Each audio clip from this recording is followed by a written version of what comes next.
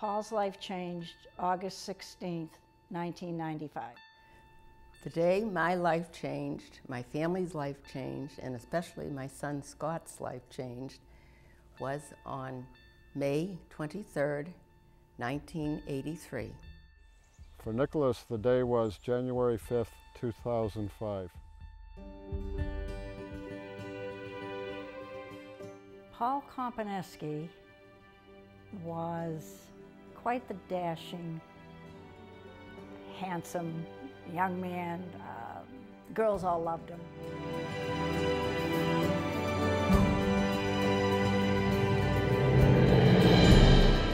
Paul and Laura decided they were meant for each other and got married. And they started having a wonderful life. They had all kinds of plans. Like many parents, you want them to be healthy.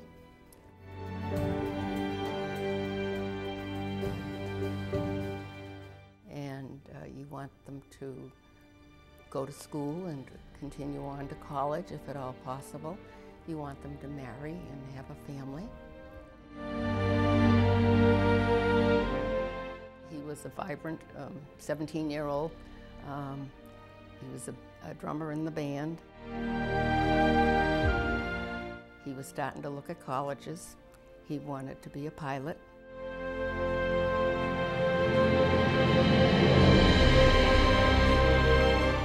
He was very much involved with what life was about.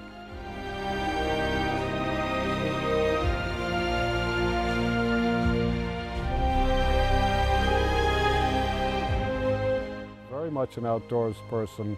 Did a lot of kiteboarding, mountain climbing, ice climbing.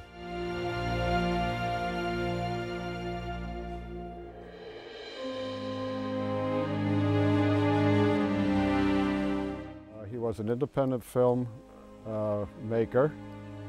He had just produced and distributed his first film. He just came home from work one day and had a grand mal seizure. They were married just 1 week short of a year. The neurosurgeon said this was a very bizarre aneurysm.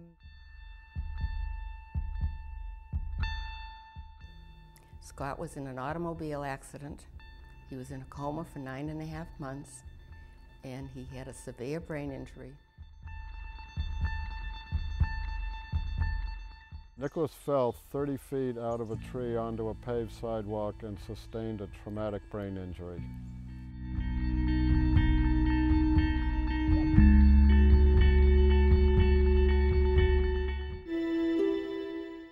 I remember when we first saw him at Leahy, he just looked at us and said, "I am so scared." That was the last he ever said for weeks. "I'm so scared." You could see him going. You could just see him changing right there. Losing Paul. I don't know if it's just me. It was horrible. It was just, I always thought, you died with an aneurysm. You just died. Of course, my first reaction was, I want to see him. And they said, no, you can't see him right away. They're working on him. So we sat for a couple of minutes, and then they ushered us into a private room. And at that time, we knew it was serious. And we still didn't hear anything for quite a while. And finally, the doctors came in and said he has a severe brain injury and he's in a coma. At that time, we didn't know what a brain injury was. And my first reaction was, well, what are we going to do to fix it? We got down to the hospital and took a look at him coming in on the gurney. He was in very, very tough shape, and the whole family was there, and it really hit us that this was a no-joke situation, that this guy was really in trouble. After 7 weeks in a coma. They told us he probably would never walk or talk. We were told that he was going to be a vegetable for the rest of his life and just, accept it. Whereas other doctors would say, well, there is a chance that he could come out of the coma.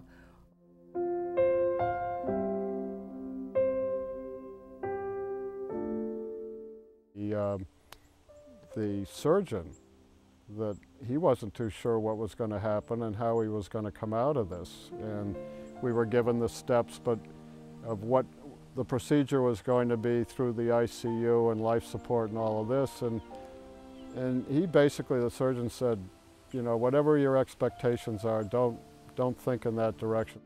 I think in the very beginning we didn't realize how much of a challenge it would be.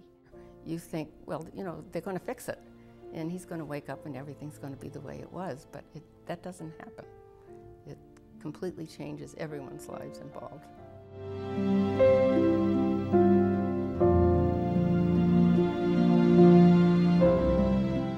You say, all right, I've got this child. He's mine, he's ours, and what's he going to be like?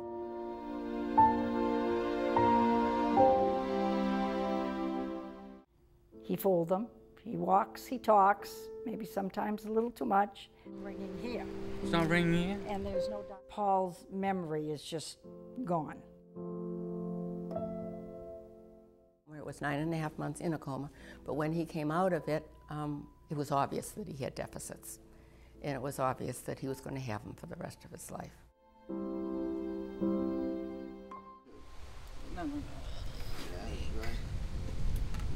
There are usually some vestiges of their personality and traits, but you actually are starting, or we did personally, with a 33-year-old who was a 4-year-old. Yeah, that's right. Just imagine one of your loved ones, brother, sister, mother, father, middle-aged, 35-year-old, suffering a traumatic brain injury. Soon afterwards, they may be in a position where they are no longer capable of living at home, no longer capable of working, no longer able to provide for the family. Their former person is no longer with us. They are a new person that needs specialized treatment. It takes a while to get to that point that you realize you can't do it. You can't heal them. You can't give them their life. He was in a facility that kind of catered to brain injury. At least he got out and into the community, and then they closed. So then he went into a nursing home, which I think the next person in his age was probably 72. And I was devastated. Then I started thinking, well, what's going to happen to him when Mom and Dad are no longer around? His options were to stay at home, where he would be isolated. A nursing home was an option, or an institution. And I didn't want that for my son. Nicholas has been living with us for 6.5 years of basically home care. It's a very secure, safe atmosphere for him. In order for him or any brain injury recovery person to keep progressing, they need to be constantly stimulated, and they need to get into a communal type of living situation where they can interact with people. I had a wish list, and on this wish list I wrote what I wanted for Scott. Independence, it was companionship with other people, to be in a community that was vibrant and he could get out and about, and to be productive in his life. There are very few programs that will take that individual and treat them truly like a human being, the way they deserve to be treated. My hope and my mission is to provide as much independence for people with brain injury.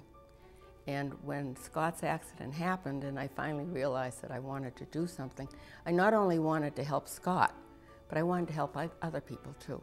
So that's why I decided to build houses, contract someone to build houses, and so that we could help as many people as possible.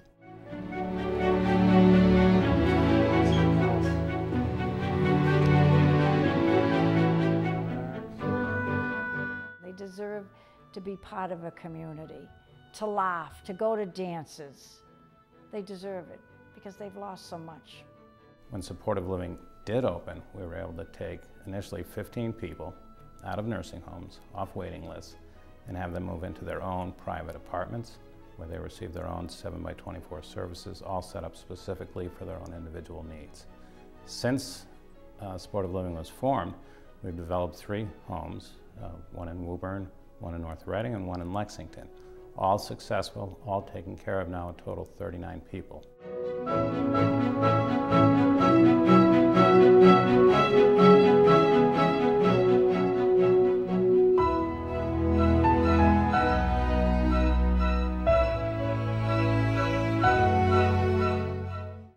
Old Farm Rockport, which will have 8 residents, is designed specifically to take care of individuals that have survived a brain injury, that need this type of support, that will prosper with this type of support. Our goal is to help these individuals lead as high a quality of life, to obtain the most independence, just to develop programs that will increase their self-respect.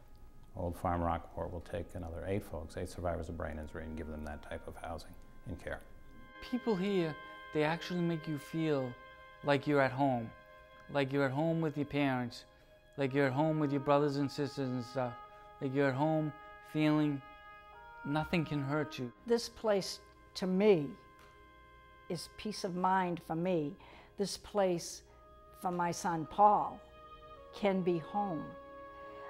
This place, I just know it's bright, it's cheery. He has his room, he has his own bathroom, and he will laugh. And he does sometimes get discouraged, but everyone does. That is life. But this place is home.